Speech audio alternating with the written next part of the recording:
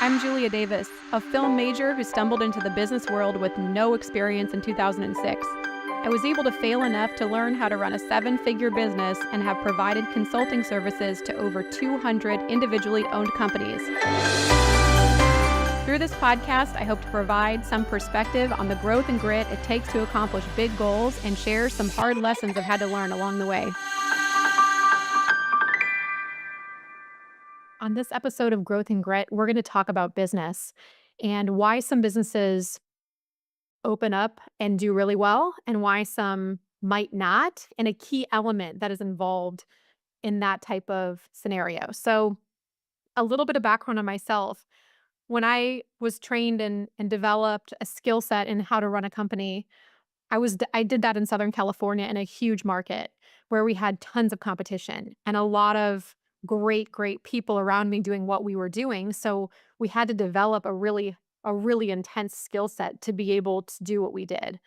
And when I opened my first office in the Midwest in a small town, we were immediately excellent because we went in there as the only entity within 100 miles of what we were doing. So when we first started, everybody that I hired, everybody that I brought, we did incredibly well immediately, which gave us a huge problem. Because when you open in a small market and you hire in a small market, and I'm talking small as in like a few 100,000 people, like under 2 million people is considered a small market in my mind.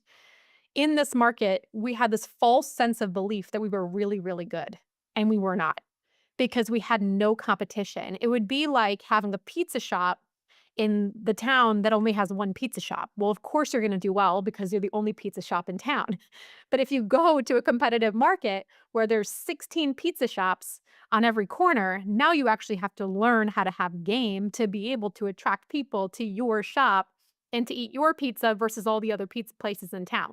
So what happened to me is that when I taught and developed people and put out other business and offered people an opportunity to go from my small office in Wisconsin to open a business in a different city, every one of those businesses did not work. And the reason why is because I didn't do a good enough job preparing them that we were like king of the pond, but we were nowhere near as good as the other people in these markets. So when people went out and they didn't do well, they felt an immediate ego hit. They thought, maybe I don't know what I'm doing.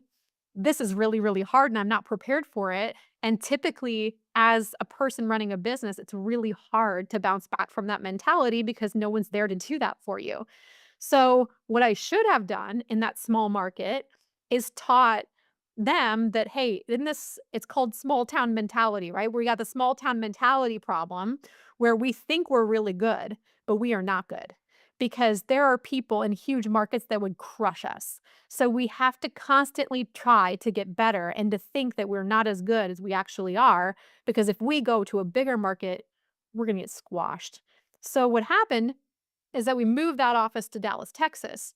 And in Dallas, we struggled for 6 months because we thought we were better than we actually were. And although our sales were okay, we could not retain and hire and build anybody until we figured out how to do that. And it took us 6 months to do.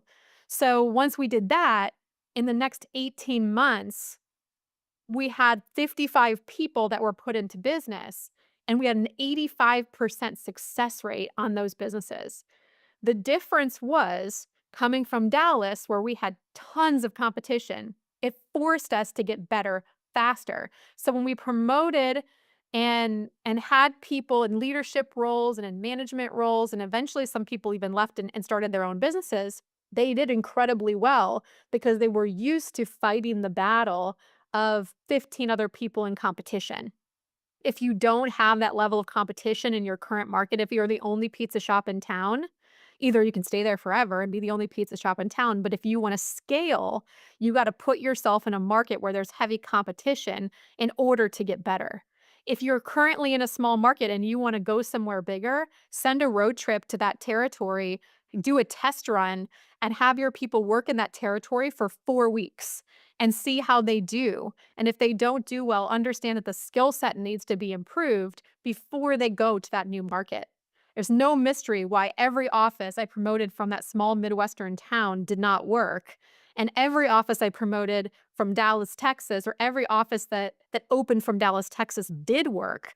It was because we had so much competition in Dallas. It forced us to do a ton better because we just had to. There was no choice. It was eat or be eaten every day. Someone was coming to take our lunch. So we had to do better faster. So my tip for you is that if you're in a territory with small competition where you don't have these giant businesses trying to take your recruiting, trying to take your sales, you're knocking on doors maybe that haven't ever been knocked on, and that's where you're at. Put yourself in a scenario to be challenged or realize that the skill set that you're building will be two-thirds less in a market where you do have competition. So really take that into thought. And if you haven't succeeded in the past where you're like, "I've tried to scale the business that I'm in, but every time I open a new business, it doesn't work." Look at this major factor, which is if you're working in a market with no competition, you have to figure out how to work harder or how to get with the people who are competitors, beat them before you open. Because if you can do that, the chances of survival in a bigger, more intense, more competitive market are going to go up significantly. But if you're already in a competitive market, the chances are if you go into a different market, you're going to do just fine if you're the right person. But in that tiny new market where you just thrive, this has to be a focus of what you're doing so that you can make sure that if you want to continue to scale, you've got to keep that mindset where there's always somebody who's better than you. There's always somebody who's trying to beat you. And if you think about it that way, it really improves your chances of winning. I hope you enjoyed this podcast. Hopefully, you can use this quick tip to leverage and scale your businesses or minimize your mistakes learning from mine. Thanks so much for joining.